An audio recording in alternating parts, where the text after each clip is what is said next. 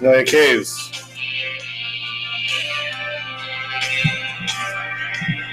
I listen to them a lot.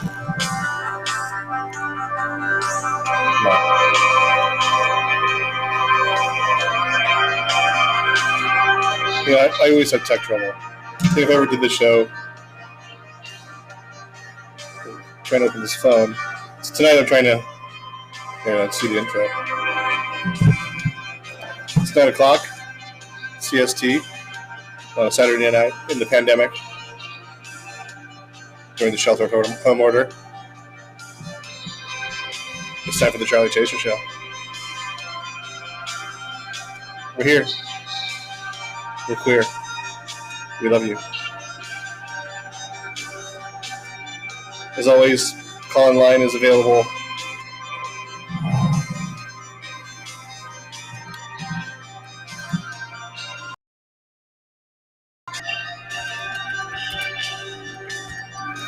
Type it in like we always do.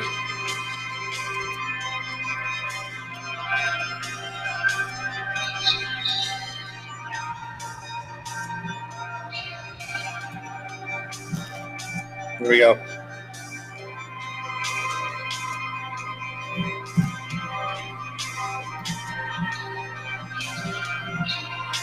Well,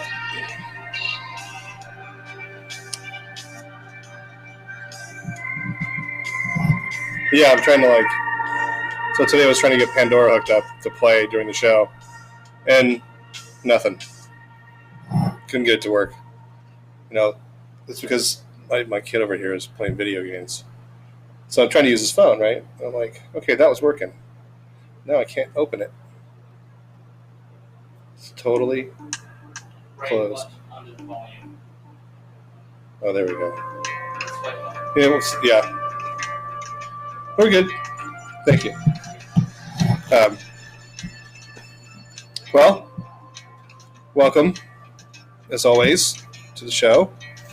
We're here every Saturday night in the pandemic, during the shutdown. And I was thinking about this the other day. I'm like, wow, it's now we're halfway through the run because they extended the shelter at home order. We originally had planned to do, I think, 2 to 3 episodes, and then it got extended to April, and now here it is. It got extended again, and now it's through to the beginning of June. So, I think that the principle here is we should do this. We should stick to it while the shelter and home order is running. I think I ran out of material 2 episodes ago, but that's all right. I've invented new material twice over, and come up with new material twice over, and we'll keep doing it. So the way this has worked traditionally, as you guys know, is that we do a little weekend review, pandemic weekend review. Don't know much the rest of you guys, but got the stimulus finally, which I was so worried about because it just wasn't showing up. I mean, you drain all of your resources and you're sort of stuck there with no money coming in and wondering, what's going to happen? Am I going to pay my rent? Am I going to pay my bills? Luckily, I've had some support from a couple of sources, private ones, friends, and then also organizations like Chicago Headline Club, which, thank God for them, they have resources for journalists who have to work from home, and they pay your connectivity bills. So that was a big help, because my AT&T bill just doesn't get any lower. Neither does Comcast. So the wonderful ins and outs of paying bills and not working and not being allowed to work. So some good things happened there for me this week. I hope everybody else is getting their stuff. I know that there's so many exclusions that they've put in, like if you are married to a immigrant, you can't receive it. I think that's appalling. But yeah, let's look at this week in review a little bit. I just don't think you could get any more ridiculous than what we saw this week, where Trump. I don't call him President Trump. I just call him Trump. I think we're slowly coming to the realization that this guy is like the worst president in American history. I don't think that's any exaggeration. Now, I think, it's gotten to this point where like every nasty thing he says, there's just a new level that's happened, right? Of like, that way we're going to suggest that you hit the body and put the Clorox in it. Yeah, that would hit it. That would hit it real good. UV light, Clorox. So you can't make this stuff up, right? I do think that'll follow him around for the rest of his life. I mean, wouldn't you be depressed if people thought of you that way? If you like had that kind of hatred out there in the world coming at you. I mean, part of the reason for the show existing is just, that it's out there, and if you're, look for someplace to go, somebody to talk to, this is where you do it. You can come here. I mean, it's an option. It's a place to go. And I like holding that option open for people, And I don't know. So I think about that. I think, man, the guy is so isolated in his own mind. It's got to be uncomfortable. I think I would want to blow my brains out, but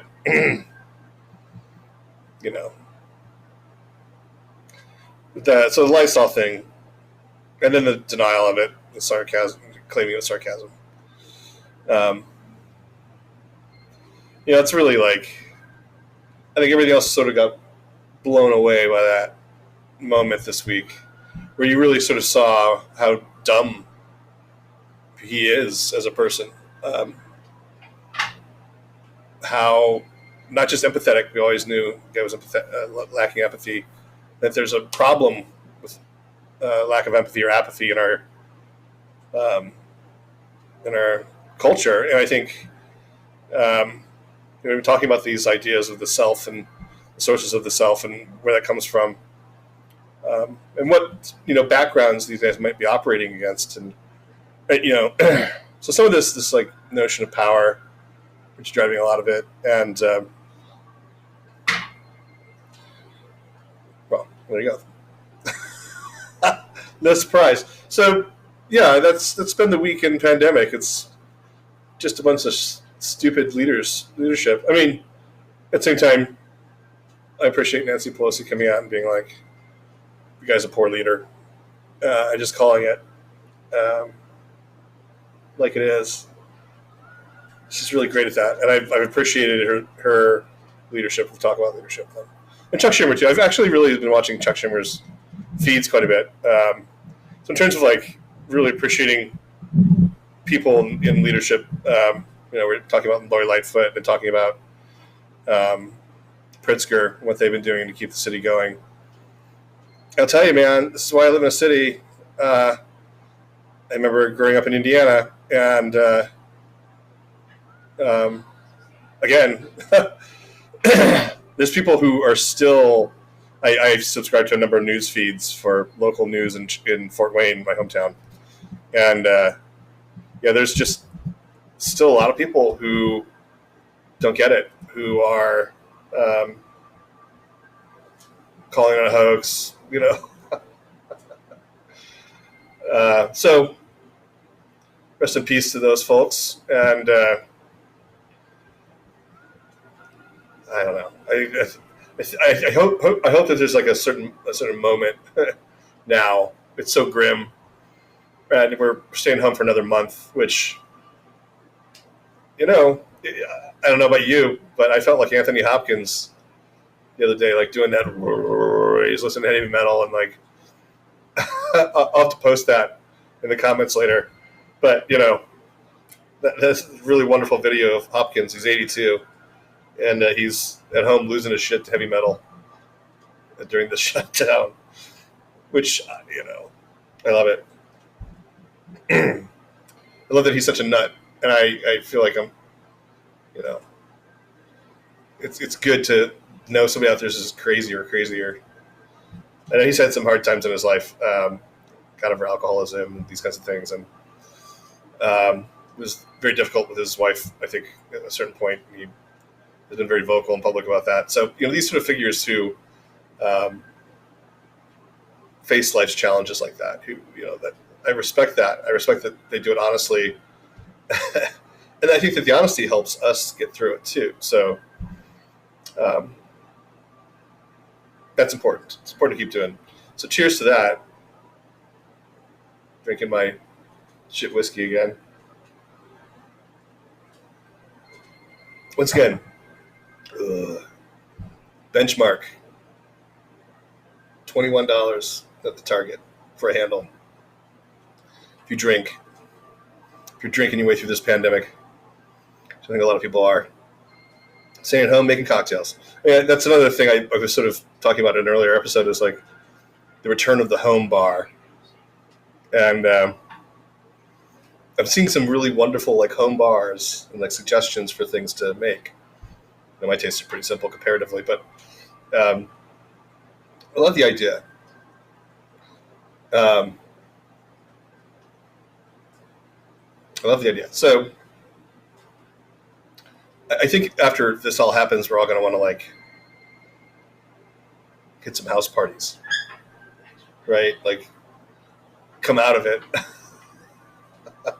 I've been seeing all these posts going around about like how after these various different pandemics and plagues and whatever, people have just gotten, no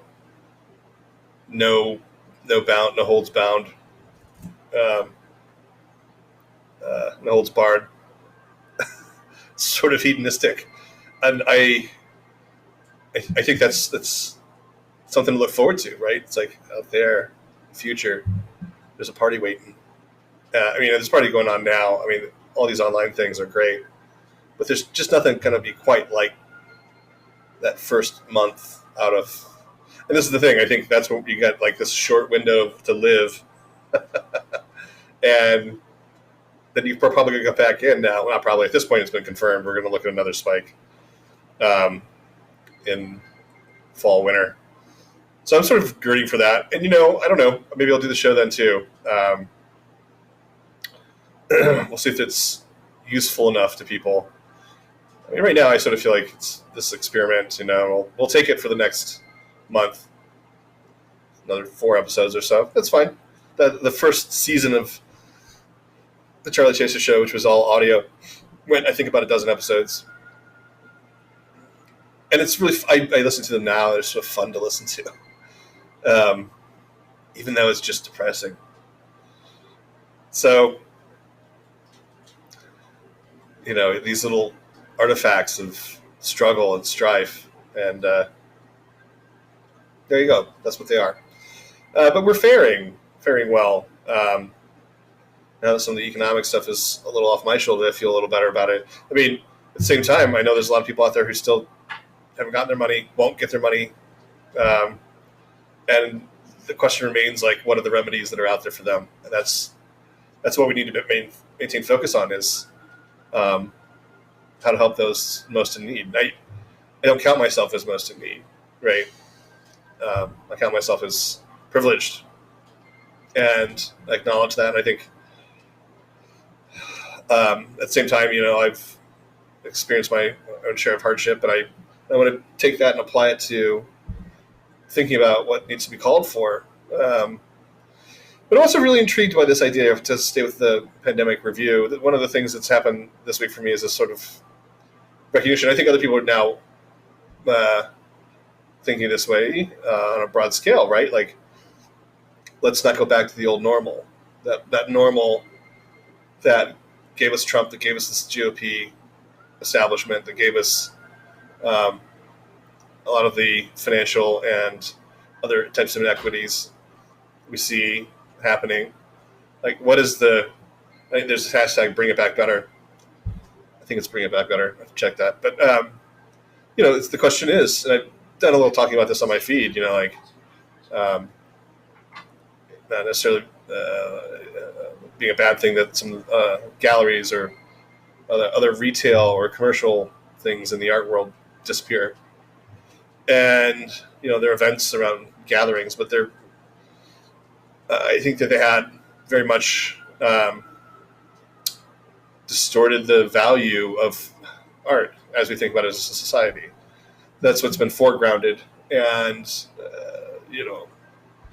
it's sort of presented as this way to make a lot of money. So there's you have the whole establishment. I think there's a knock-on effect here, where you have universities and colleges and places that are sort of built on training artists to enter that quote unquote industry, which is really just a marketplace.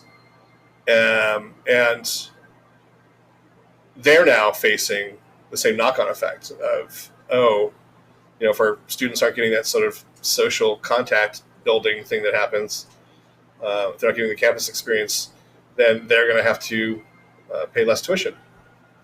And I think that's an interesting conversation, right? It came out of my earlier, let's make college affordable or make it free,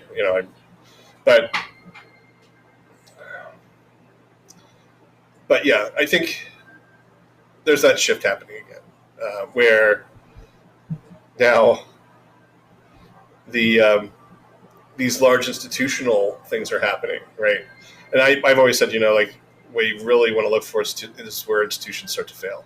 And we're seeing that happen in universities and colleges now. Like there's the Arizona one. There was another one that today I can't remember what it was exactly. But yeah, they're sort of shuttering and not coming back. So it makes you wonder, where is all this going, and what could be a way of reinventing how art is. What are the means of distribution for art? And I think that the commercial system has run that for a long time. So, little art talk there. But I think as well, there are conversations to be had around how wages and labor are thought about, and there have to be ways to build in greater equity with that as well. So that's all going to change. So I think that we're looking at this gigantic sea change in terms of how we think about how people make money, how they survive. So, I would like to see a WPA, Works Progress Administration, Projects Administration thing for artists, especially. I think that there are many ways in which artists, which Creative Capital, the director of Creative Capital, I've been saying recently, they are gig workers. Yeah, and it's true for me. I am a gig worker.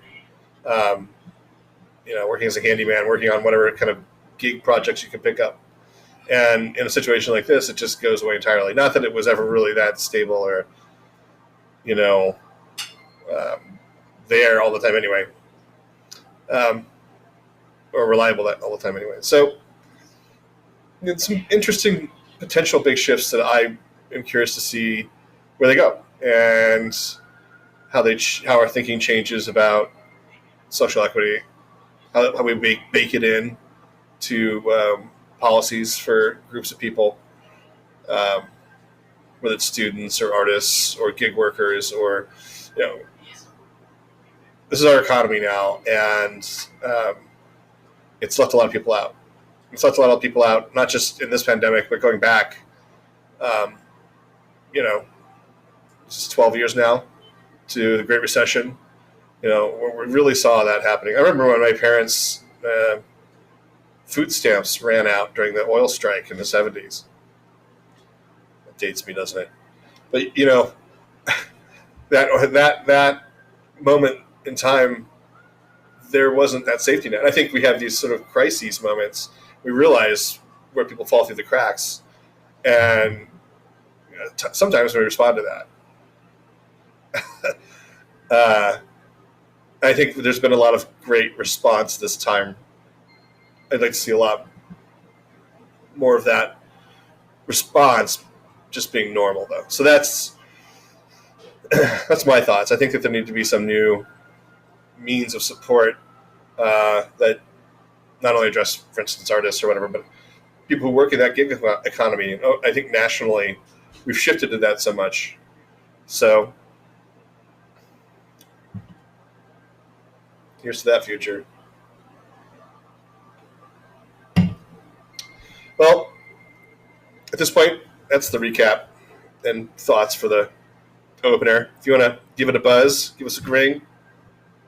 Those I have a couple of fun Taylor reading moments tonight. I want to go back to that final passage in Sources of the Self, which we've been reading along with a little bit. There's another title of his, The Ethics of Authenticity.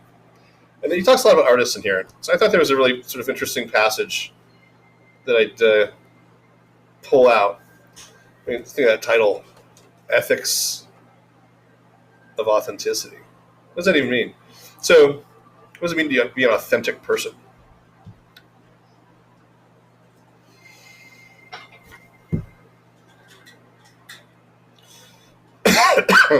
So,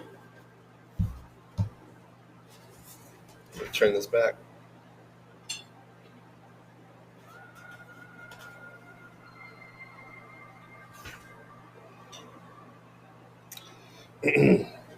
Okay, here we go.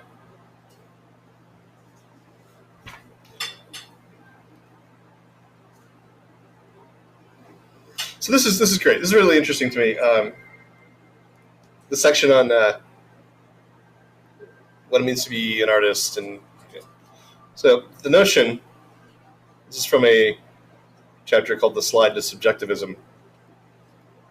The notion that each one of us has an original way of being human entails that each of us has to discover what it is to be ourselves. I love this. But the discovery can't be made by consulting pre-existing models, by hypothesis. So it can be made only by articulating it fresh. We discover what we have in us to be by becoming that mode of life, by giving expression in our speech and action to what is original in us. The notion that revelation comes through expression is what I want to capture in speaking of the expressivism of the modern notion of the individual. This suggests right away a close analogy, even a connection, between self-discovery and artistic creation. With Herder and the expressivist understanding of human life, the relation becomes very intimate. Artistic creation becomes the paradigm mode in which people can come to self-definition. Think about how much art we're making now in isolation, right? There's a real push, I think, for us to make things, to share that we're making things. And that sharing is so important because of some of this, I think, is. So artistic creation becomes the paradigm mode in which people could come to self-definition. The artist becomes, in some way, the paradigm case of the human being, an agent of original self-definition. Since about 1800, there has been a tendency to heroize the artist, to see in his or her or their life the essence of the human condition, and to venerate them as a seer, the creator of cultural values. But of course, along with this has gone a new understanding of art. No longer defined mainly by imitation, by mimesis of reality, art is understood now more in terms of creation. These two ideas go together. If we become ourselves by expressing what we're about, and if what we become is by hypothesis original, not based on the pre-existing, then what we express is not an imitation of the pre-existing either, but a new creation. We think of the imagination as creative. And we do, don't we? Things come out of the imagination that have never existed in the world. That's, I think, the handle on it. Let's look a bit closer at this case, which has become a paradigm for us, where I discover myself through my work as an artist, through what I create. My self-discovery passes through creation, the making of something original and new. I forge a new artistic language, new ways of painting, new meter or form of poetry, new ways of writing a novel. And through this and this alone, I become what I have it in me to be. Self-discovery requires poiesis, making. That will play a crucial role in one of the directions this idea of authenticity has evolved in. But before looking at this, I want to note the close relation between our ordinary ideas of self-discovery and the work of the creative artist. Self-discovery involves the imagination like art. We think of people who have achieved originality in their lives as creative, and that we describe the lives of non-artists in artistic terms matches our tendency to consider artists as somehow paradigm achievers of self-definition. But there's another range of reasons for this close drawing together of art and self-definition. It's not just that both involve creative poiesis, it is also that self-definition comes early to be contrasted to morality. Some theories hold them tightly together. Rousseau does, for instance, Le sentiment de l'existence would make me a perfectly moral creature if I were but in full contact with it. But very early on, it came to be seen that this was not necessarily so. The demands of self-truth, contact with self, harmony within ourselves could be quite different from the demands of right treatment that we were expected to accord to others. Indeed, the very idea of originality and the associated notion that the enemy of authenticity can be social conformity forces on us the idea that authenticity will have to struggle against some externally imposed rules. We can, of course, believe that it will be in harmony with the right rules, but it's at least clear that there is a notional difference between these two kinds of demand, that of truth to self and those of intersubjective justice. So just, sort of like dig into that a little bit. So we're talking about subjectivism and how the artists sort of got knitted into that notion and the idea of how we define self. I find that passage very fascinating. It's Ethics of Authenticity. If you haven't checked it out, highly recommended. But we have a comment here. It's like, Catherine. Hi, I hope you're well. Okay.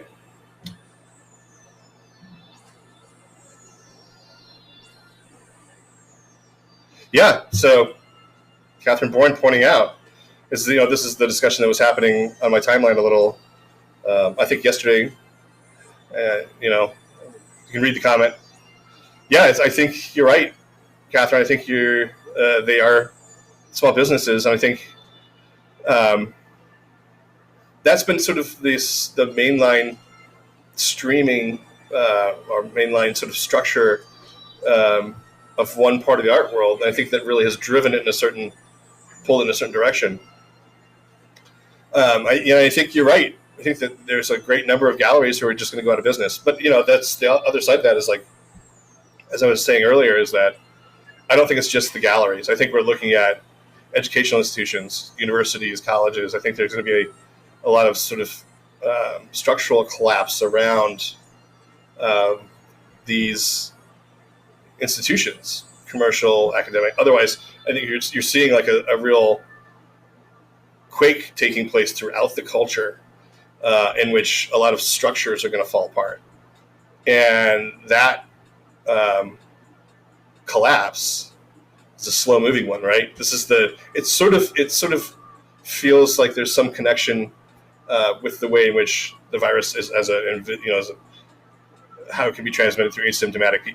That sort of thing is happening in the economy too. That there's this it's beyond the point of stress testing, right? Like we used to talk about stress testing banks to make sure that they could withstand these kind of cataclysms. And I think there are a lot of galleries out there who have been around a number of years and they've seen a lot of bad downturns in the market. This isn't like a downturn in the market. This is it's a wiping out of the market. It's a nuke. And then I was saying, I keep saying this is like our Chernobyl moment. It's an economic one as much as is a public health crisis in that sense. So, yeah, I think you're spot on. I don't know if we'll see another crop rise up in a couple of years. This is the question. It's like, do we want that to be what happens? Or can we center something else, some other notion of how we think about art? So that's the question I've been putting on the table. If you want to go back and look through that, posts from yesterday on where all this has been at, and that whole question of like bringing it back better. So again, that call-in line is open, so don't feel like you can't call in if I'm reading or rambling. Buzz it, and I'll make sure to check it. I have to sit up on the other side. All right.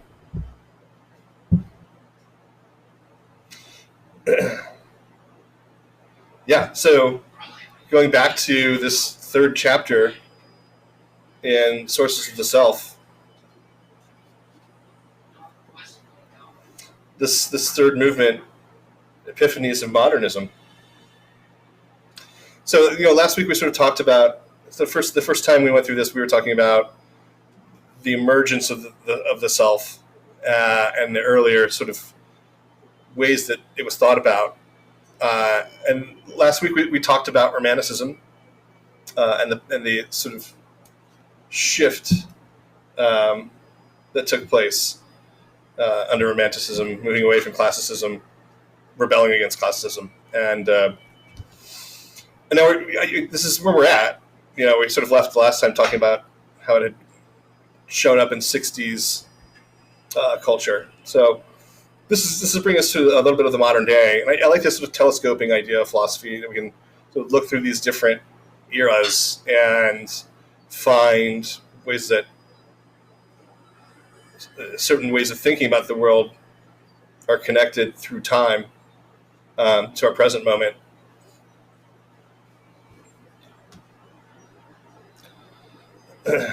Let's take a just quick jump into this. Epiphanies of Modernism is the chapter title. So all these developments have helped to create an epiphanic art in the 20th century, which is in some respects very different from the Romantic prototype. The forms which dominate our century are often loosely collected under the title modernists. Two differences are striking in relation to the great Romantics, features which paradoxically go together, although they seem to be opposed. 20th century art has gone more inward, has tended to explore, even to celebrate subjectivity.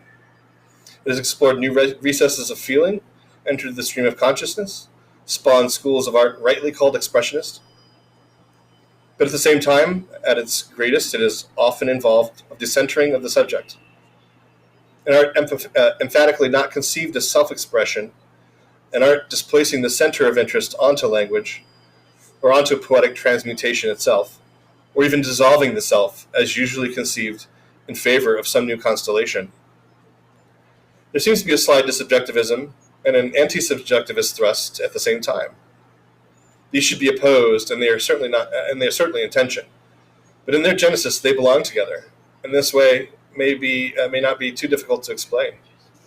The modernists found themselves in opposition to their world for reasons which were continuous with those of the Romantics. The world seen just as mechanism, as a field for instrumental reason, seemed to the latter shallow and debased.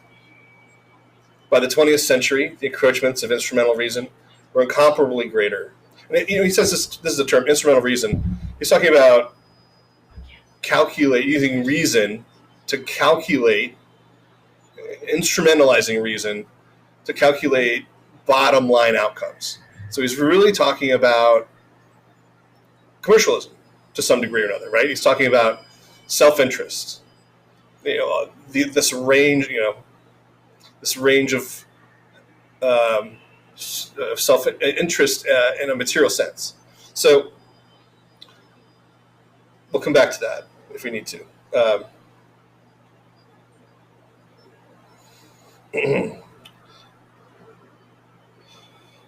Yeah, by the 20th century, the encroachments of instrumental reason were incomparably greater. We find the modernist writers and artists in protest against a world dominated by technology, standardization, the decay of community, mass society, and vulgarization.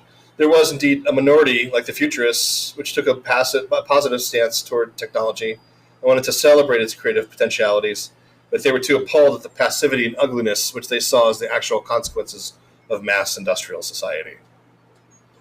Carol Force said this recently too, and I thought it was really interesting that our sleep cycles were dictated by the Industrial Revolution. So we go to bed at a certain hour in the evening. I never felt natural to that cycle. When we talk about industrial society, there's some really hugely observable effects on human behavior. For the Romantics, the counterweight to the world deformed by mechanism and the utilitarian stance was the real world of nature and undistorted human feeling. Wordsworth looked to find this in the country and among simple folk. To the German Romantics, followed by Coleridge, the world was an emanation of spirit. Poetry can restore us to this world by showing what's really there behind it, making it shine through nature. In Blake's vision, we liberate ourselves from the vegetative eye and see the true spiritual reality.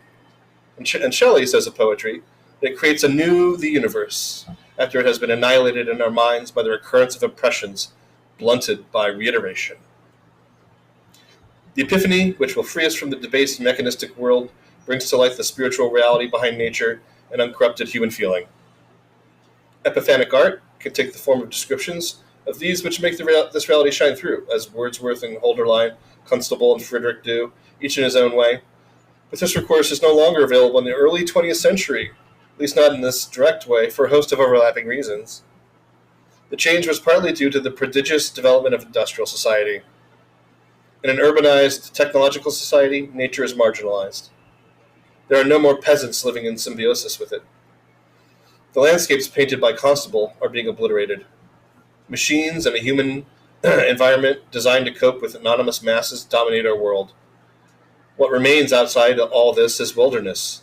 But this we have come to understand in terms rather different from the Romantics. Our understanding of it is shaped by another change, which was especially important in the second half of the 19th century.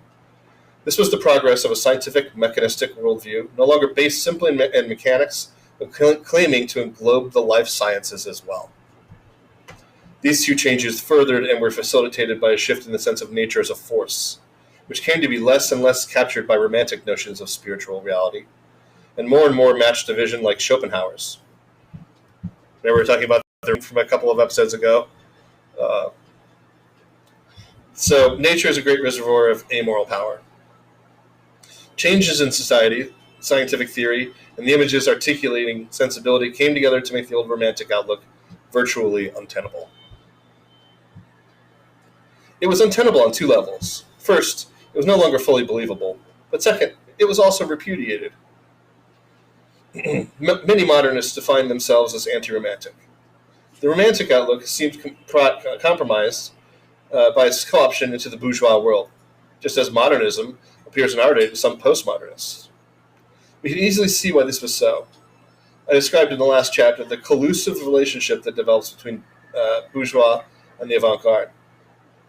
The creative imagination and the horizons of emotional fulfillment that it opens become an indispensable part of spiritual nourishment, even for those who staff the world of power and commerce. We see this not only in the popularity in the straight world of works about la vie de bohème, but also on a more serious philosophical level in a synthesis such as that wrought by J.S. Mill. Mill suffered deeply in his own life from the conflict between the demands of the most austere, disengaged reason and the need for a richer sense of meaning, which he ultimately found through the Romantic poets. He had somehow to integrate Bentham and Coleridge, and he put together a synthesis which one sees in such works as Utilitarianism and the Essay on Liberty, which combines a disengaged scientific utilitarianism with an expressivist conception of human growth and fulfillment, and which owes a lot to German Romanticism, though through Coleridge and Humboldt. Whether this synthesis is consistent or not is another issue. What is important here is that it represents one form of a widespread attempt to integrate Romantic notions of personal fulfillment into the private lives of the denizens of a civilization run more and more by the canons of instrumental reason. So I think, when you're talking about sort of bottom line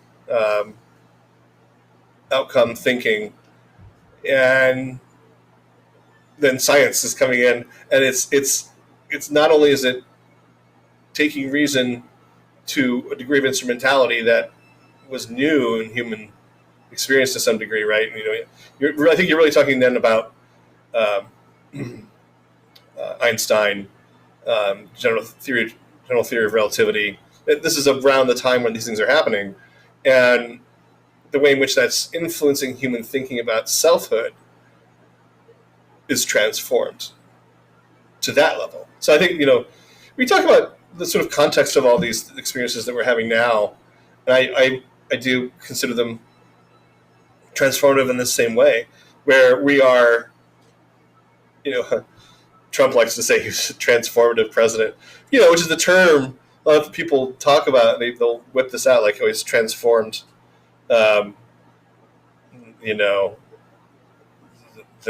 nation, transformed the people. And, they say this about Reagan. They said this about Clinton. This notion of transformativity, it doesn't mean you're a good president. Because obviously, Clorox chugging Trump doesn't meet the standard. So, I look at this transformation that's happening, and I think, yes, you're going to see a lot of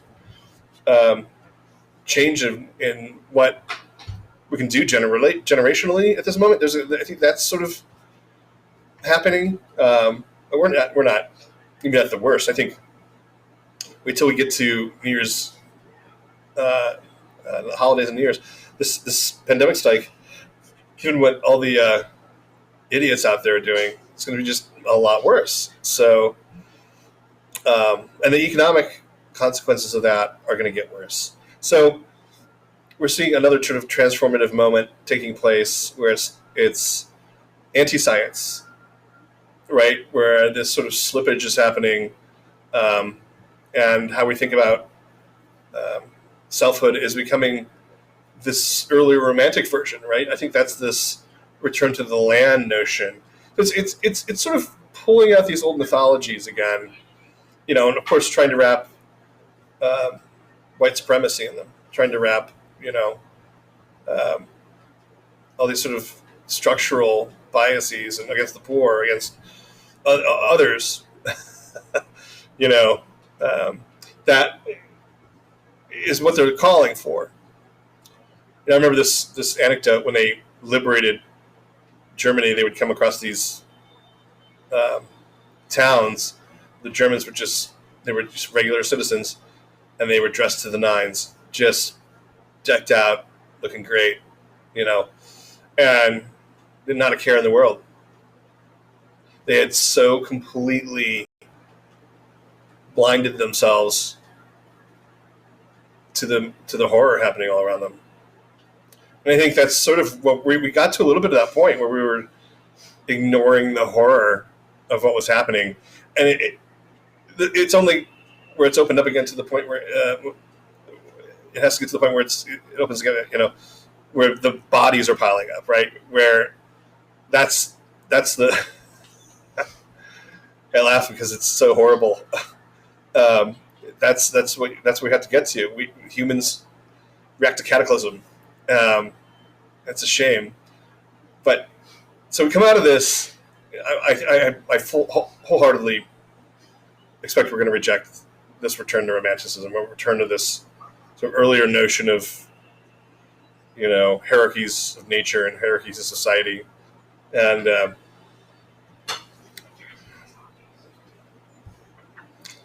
we're going to reject that.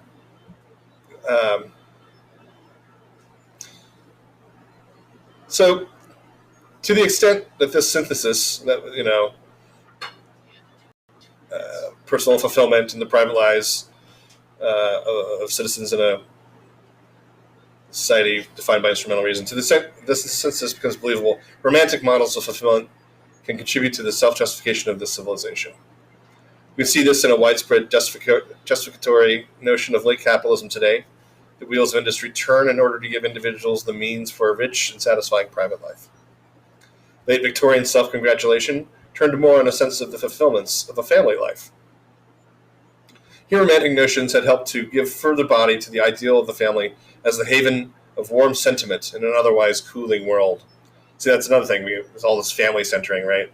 Well, straight, white family centering. The Wordsworthian picture of the child, for instance, as a being of unspoilt innocence, could be taken up by Dickens in a critical spirit against the society that left them prey to exploitation and degradation. But it could also serve as a ground for self-esteem, as higher living standards allowed more and more families to provide safe, respectable homes. Victorian piety and sentimentality seem to have captured the Romantic spirit. For those who saw this whole world as spiritual, hollow, and flat, Romanticism could appear as integral to what they rejected as instrumentalism was.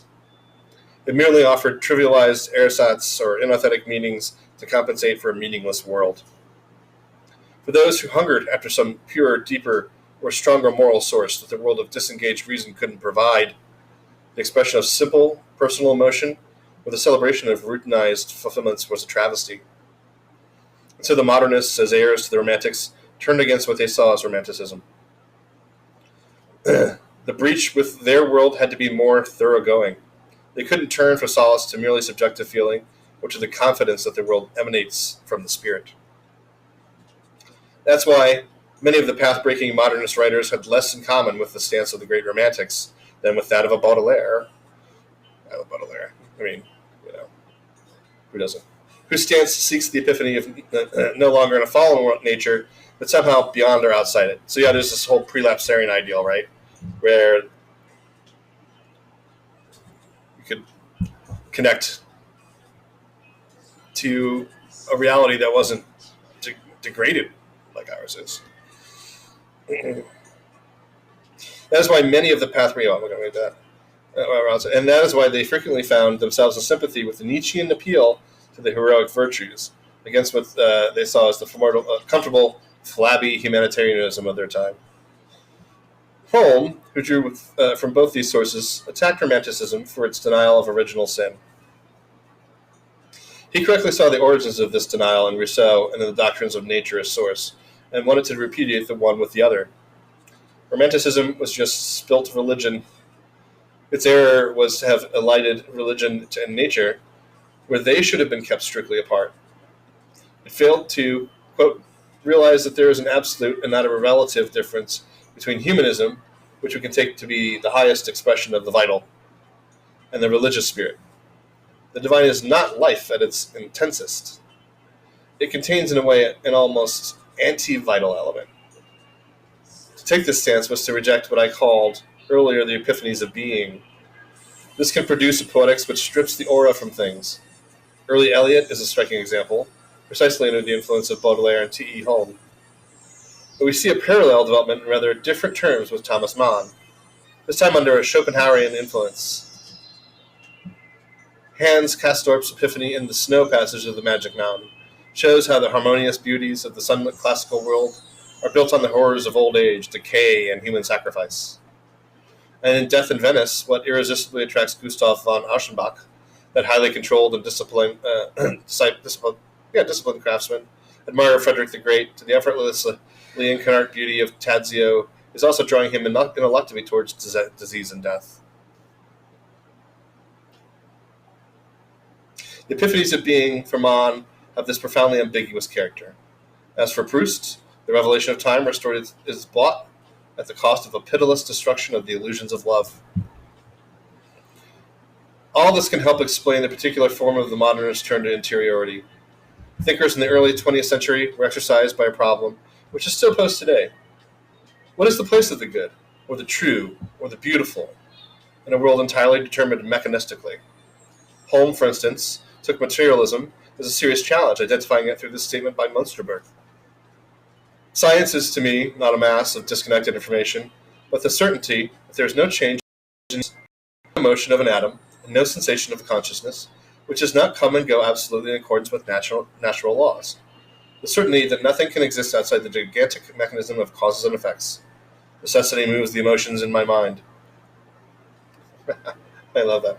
To counter the imperial claims of an all-embracing mechanism, strengthened by the march of an advancing technology, the recourse couldn't simply be an epiphanic description of nature, for not only had this very mechanism made this response problematic, and Schopenhauer's vision undermined it, but the recoil from the epiphanies of being branded as wrong. It did not provide a genuine alternative to the instrumental world, which generated the mechanistic outlook, which offered to reduce even our sensations and feelings to its exceptionless laws. The obvious recourse against this all-pervasive leveling was interiority, that the lived world, the world as experienced, known, and transmuted in sensibility and consciousness, couldn't be assimilated to the supposedly all-encompassing machine.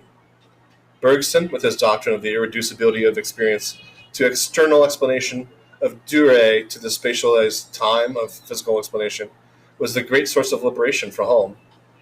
This kind of move, which brings philosophers together with artists and critics in an attempt to recover what has been suppressed and forgotten in the conditions of experience, has been many times in the 20th century. So, yeah, I want to go back to that for just 1 second before we take it, this kind of move, right, this sort of, move to recover and liberate. That's a moment we're facing, a moment where we can recover and liberate things. If we're going to bring it back better, quote unquote, it's worth having these conversations. This thought of what are the changes? What are the structural, long-term, 50 years from now, 100 years from now changes we want to see? And I think there's a lot of pushback, as it were, to just even having some of these conversations. When you bring up something like a rent strike, you're setting up there's a immediate pushback that's going to happen from landlords or mortgage holders, or so. But to just have that conversation, I think, is useful. It's not without doubt, it's useful force. And so then the conversation moves to, okay, well, let's freeze mortgages too. So I think that shutting down the conversation is where we have issues. And I'm not talking about shutting down the conversation around deniers, the kind of deniers, people who deny the Holocaust or deny, vaccines. Denial culture is its own thing. You're not gonna look to them for liberation. It's living in darkness. So, that I think that conversation is what we need to have here. So I'll read a little bit more here and wrap it up because we're almost at our hour. This kind of move, which brings philosophers together with artists, been repeated many times in the 20th century. Halm later took up Husserl, as he had Bergson, and the banner under which Husserl sailed, phenomenology, has been appropriated for the distinct but parallel enterprises of Heidegger and Merleau-Ponty, which in quite different terms, similar revolutions in thought and sensibility have been inspired by light writings of Wittgenstein, or had been attempted by Michael Polanyi. Each of these moves has been accompanied, for those who took part in them, by the same sense of exhilaration that Halm felt. This comes from the retrieval of the lived experience of creative activity underlying our awareness of the world. So that first passage I read from Ethics of Authenticity, the role of the artist as the creative force. This is, so, the retrieval as well as a kind of liberation, because the experience can become more vivid and the activity unhampered through being recognized, and alternatives open up in our stance towards the world, which were quite hidden before. In Halm's early theory, poetry restores a living contact with reality. In a mechanistic utilitarian world, we come to deal with things in a mechanical, conventionalized way. Our attention is turned away from things to what we are getting done through them. Ordinary prose reflects this. It deals in dead counters, which allow us to refer to things without really seeing them. In prose, we, quote, get words divorced from any real vision. Poetry is meant to break through this abstraction. It's, quote again, it always endeavors to rest you, to make you continuously see a physical thing, to prevent you gliding through an abstract process. The poetic image breaks away from a language of counters and gives us a fresh, intuitive language which restores our vision of things. One can immediately see the close parallel with Heidegger. Our ordinary interests focus on us on objects as present at hand, or handen. We forget altogether the way in which objects are primarily there for us as ready to hand, so handed. There's a steady tendency toward the forgetfulness of being, which has to be reversed by an existential analytic study which brings to light the forgotten being of things and opens us to the meaning of being, which has been obscured and covered over in our modern worldview. Though, through whatever important differences, a line of affiliation links all these philosophical overtrainings to the basic concerns of the Romantics. They all aim to combat the hold of mechanistic utilitarian categories on our lives. They all have philosophies of vitalism and expressivism, Wittgenstein to Schopenhauer, Heidegger to Dilthey, and they all stand close to facets of modernist consciousness in their rejection of the hegemony of disengaged reason and mechanism. So where the original romantics turned to nature and unadorned feeling, we find many moderns turning to a retrieval of experience or interiority. This is the inward turn I've described. But what about the anti-subjectivism we find so frequently in Pound and Eliot and Rilke and in Heidegger as well? This is the feature which is often articulated as an opposition to romanticism, as with Halm, or as classicism, Eliot, or even as an anti-humanism, Wyndham Lewis, and again later in Heidegger. So you see these sort of like turns against humanism,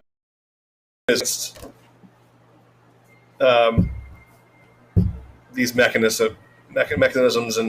and pressures of instrumental reason. I think, to a certain point, there's been this, like, in our own society now, there's definitely this sort of schism that's happened as well, where, the avant-garde helped bring about neoliberalism. This is a whole other conversation, right? But and it just became this sort of like experience making, events, and I think also the commodification of this sort of notion of imagination as creative, right? To commercialize that and to shift it to a register of instrumental reason. Again, looking at bottom line outcomes, and thinking about art functioning in that way. But that's just art. So we're talking about art as a signal that defines social norms, right? Social norms and practices, and what we're allowed to engage with and not, and how we see ourselves through the lens of those engagements. Again, from the earlier chapter that we've started off, where that's local, the localization of that, where is it located out in this object in the world, right? So we redefine our relationships to these things in the world. Throughout this, we're coming back to these notions of things and self-regard, self-relation to the world and how we navigate it. Then you get to where we're at now, where there's this sort of vacuity of self in so many of our public figures, right? Where the self is, purged, and with it, conscience, right? There's a degree that there's sort of anti-imagination going on now. As much as there's an anti-intellectualism, there's also an anti-imagination, right? We really want things dumbed down. Things sort of put in their iron cages. There's a chapter in here on iron cages. I think this anti-liberation. We want to be taken care of. It's almost like this herd mentality, right? So I think that's where we're landing this week, is like we're seeing the consequences of that anti-imagination movement, anti-intellectual, anti-imagination, anti-liberationist movement, and it's a diametric opposition to a lot of people who are pushing the exact opposite way. So, wow, we're down to 30 seconds. I didn't realize it went by so quick. This is how much I love doing this. We're gonna do our outro now, though, and yeah, we're here through the shelter order, another month. Hope you guys are ready. Just one more month. Let's turn this up.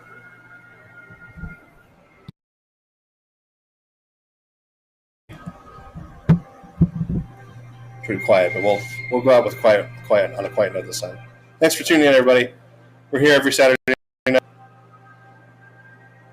talking philosophy, talking pandemic, talking art, talking to people. Call in next week if you can. Otherwise, I'll just keep doing this.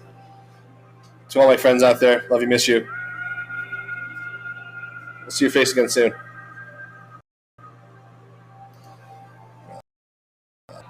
Charlie Chaser show.